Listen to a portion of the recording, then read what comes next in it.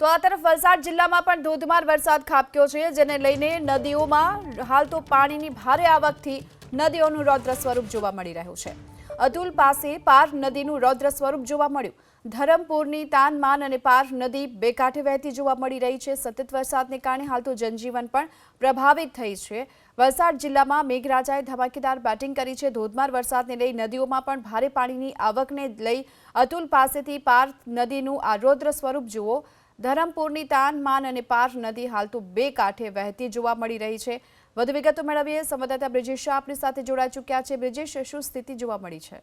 જી, ઉપરવાસમાં ભારે વરસાદને લઈને વલસાડની પાર નદી બે કાંઠે વહી રહી છે। તેની અંદર જે પાણીનો ઇનફ્લો છે એ વધી રહ્યો છે।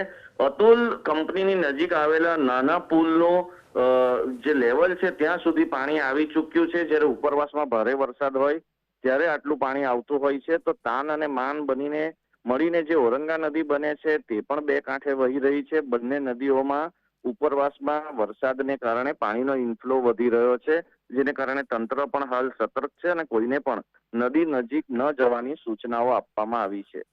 આપનો આ સમગ્ર માહિતી બદલ। તો વલસાડમાં ધોધમાર વરસાદને લઈ નદીઓનું રૌદ્ર સ્વરૂપ પણ સતત જોવા મળી રહ્યું છે।